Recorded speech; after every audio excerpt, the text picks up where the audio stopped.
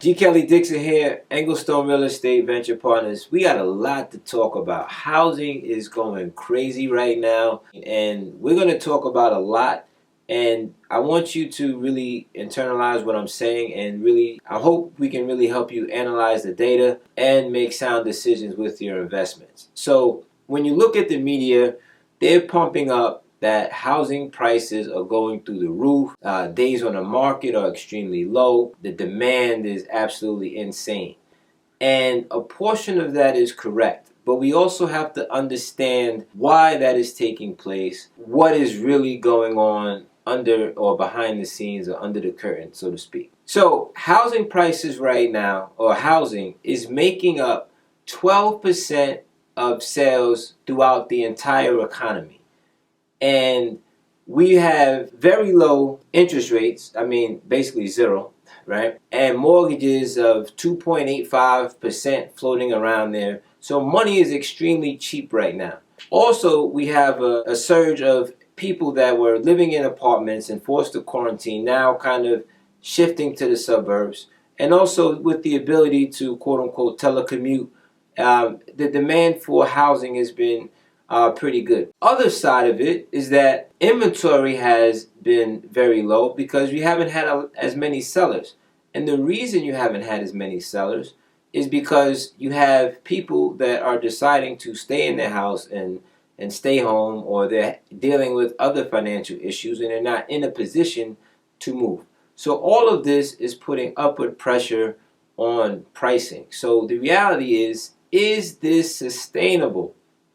And the answer is emphatically no, it's not. I'm going to give you some data right now to kind of put this in perspective.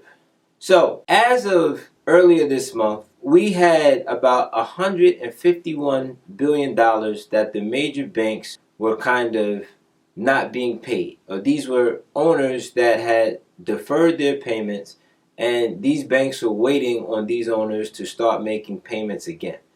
The reality is all of these owners are not going to catch up. And we're going to have a lot of shakeout because as these moratoriums get lifted, as courts start reopening, banks are going to be able to start foreclosing again. And the amount of data that we have coming in, foreclosures are going to be high. And more importantly, that is going to create additional inventory in the marketplace and put a lot of downward pressure on pricing. Moreover, if these loans eventually do start going into default, we're probably going to see a tightening in lending, which is going to put more downward pressure on pricing. In addition to the astronomically high unemployment rate that we're seeing, that most people, or those people that are unemployed or quote unquote non-employed, as a technical definition, still unemployed though, aren't going to be able to afford homes. That's just on the residential side.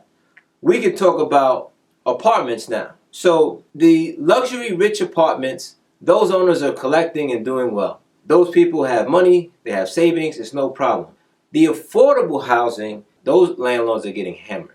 And let's look at some stats with that. So we have in June, 54% of affordable housing rents were collected by mid-June. And that number dropped down to 37%. Now, these landlords still actually have to pay their mortgage.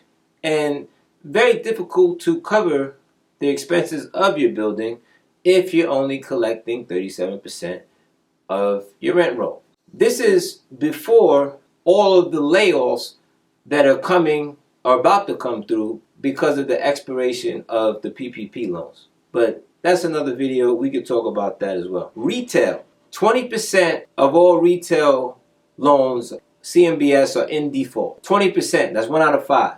Hotels. 1 out of 4 are in default. So for every handful of retail centers or hotels, that you hold up, 1 of those are in default. This is a tsunami that is coming, and the pop media is telling you that because housing prices are going up, that this is a strong economy. I could not disagree more. Now, On the other side of pain is opportunity, and if you're well positioned to take advantage of the tsunami of those defaults that are coming in retail, hotel, apartments, affordable apartments, and housing, you're going to do extremely, extremely, extremely well in the coming markets. You can get more content like this on our website. Feel free to follow us on our social media channels as well. G. Kelly Dickson, Anglestone Real Estate.